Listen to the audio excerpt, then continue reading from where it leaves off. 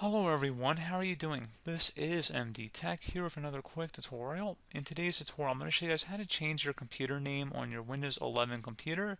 So it should be a pretty straightforward process here, guys. And without further ado, let's go ahead and jump right into it. So all you have to do is open up the search magnify icon down in your system taskbar and type in control panel. Best match should come back with control panel, so go ahead and open that up. Set your view by over here in the top right to large icons, and then select user accounts.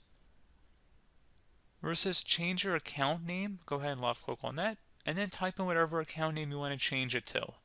And then you would select change name, and as long as the name wasn't being used on your computer and it fits under the character limit imposed by Windows, you should be good to go. So pretty straightforward process. Do hope I was able to help you out, and I do look forward to catching you all in the next tutorial. Goodbye.